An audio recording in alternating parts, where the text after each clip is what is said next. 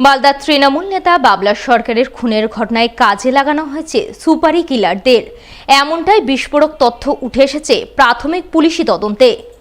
বৃহস্পতিবার সকাল 10:30টায় মালদা শহরের বুকে নিজের ওয়ার্ডের খুন হল মালদার জনপ্রিয় তৃণমূল নেতা কাউন্সিলর বাবলা সরকার। দুষ্কৃতীরা তাকে ধাওয়া করে একাধিক গুলি করে খুন করে। এই ঘটনার তদন্তে নেমে বৃহস্পতিবার বিকালে প্রথমে 2 দুষ্কৃতীকে এবং রাতের দিকে আরও এক দুষ্কৃতীকে অর্থাৎ মোট 3 জন দুষ্কৃতীকে গ্রেপ্তার করে পুলিশ। পুলিশ সূত্রে জানা যায়, ধৃত 3 জনের মধ্যে একজন ইংরেজবাজারের বাসিন্দা হলেও বাকি 2 জন বিহারের বাসিন্দা। তারা সুপারি কিলার হিসাবে কাজ করেছে। কারো কাছে টাকা নিয়ে তৃণমূল নেতা বাবলা সরকারকে গুলি করে খুন করেছে, এমনটাই আভাস মিলছে মালদার ইংরেজবাজার পৌরসভার চেয়ারম্যান কৃষ্ণেন্দু চৌধুরী থেকে শুরু করে মালদা জেলা তৃণমূলের সভাপতি আব্দুল রহিম বক্সির কথাতেও। তারা দুইজনেই দাবি করেন এই খুনের ঘটনায় একটা বড় ষড়যন্ত্র আছে। সেই ষড়যন্ত্র কে বা কারা করেছে তা পুলিশ খুঁজে বের করতে তদন্ত করছে। এটা একটা পয়সা দিয়ে করা হয়েছে, খুন করা হয়েছে। বিহারে কোনো গ্যাংকে হয়তো টাকা দিয়েছে, শুনেছি 10 লক্ষ টাকার লেনদেন হয়েছে। এটাই। কতজনকে ধরেছে? 5 জনকে ধরেছে, 6 জন ছিল, একজন পালিয়ে আছে। লোকালি 2 জনকে ধরেছে, চলছে এনকোয়ারি। কেন খুন হতে পারে এরকম? এটা পুলিশ দেখছে। পুলিশ কারণ মাননীয় মুখ্যমন্ত্রী নিজে দেখছেন, তিনি নির্দেশ দিয়েছেন, সেই মুখে কাজ। আমি মনে করি যে তিনি রাজনৈতিক নেতা ছিলেন। রাজনৈতিক অভিসন্ধ মাথায় রেখেও কেউ হয়তো তাকে খুন করতে পারে, অন্য কোনো কারণও হতে পারে। সেটা তদন্ত হলে আসলটা বেরিয়ে আসবে। আমরা চাইছি আসলটা বেরিয়ে আসুক এবং তাকে দৃষ্টান্তমূলক শাস্তির ব্যবস্থা হোক। এখন তিনি খুন হয়েছেন, কিন্তু নর্মাল মার্ডার হননি। ষড়যন্ত্র ছাড়া তার খুন হতে পারেন না।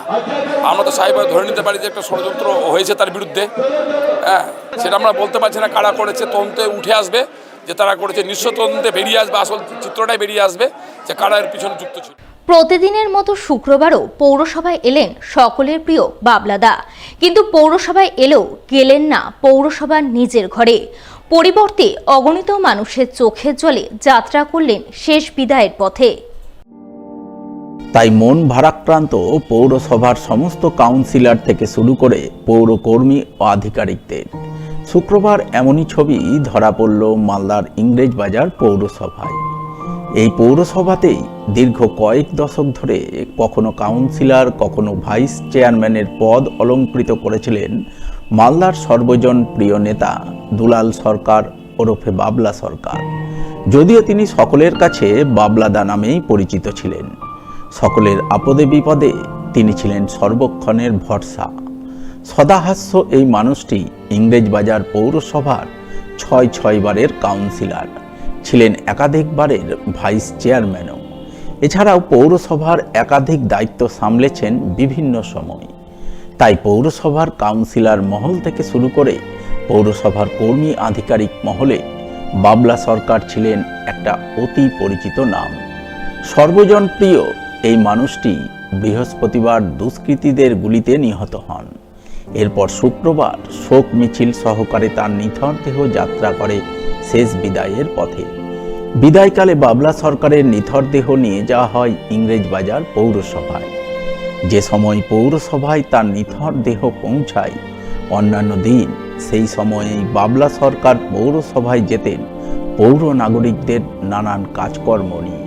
অন্যান্য দিন পৌরসভায় পা রেখেই তরতরিয়ে উঠে যেতেন দোতলায় নিজের কাজের ঘরে, কিন্তু আজ আর গেলেন না। পৌরসভার নিচ থেকেই তার নিথর দেহ যাত্রা করল শেষ বিদায়ের পথে। তার জন্য বরাদ্দ ঘর, ঘরের চেয়ার টেবিল সমস্ত কিছুই রয়ে গেল ফাঁকা, যা দেখে কান্নায় ভেঙে পড়লেন পৌরকর্মীদের অনেকেই।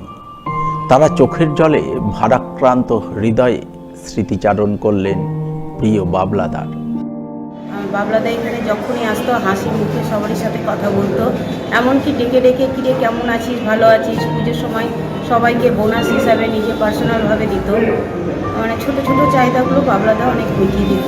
খুব ভালো লোক ছিলেন।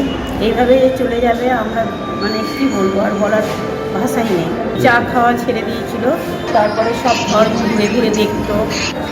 আমাদের ধরে নেন যে আমাদেরও আত্মাটা দাদার সাথেই বেরিয়ে আছে। এত কী বলবো, ভাষাই প্রকাশ করা যাবে না যে বাবলাদা এমনভাবে চলে গেল।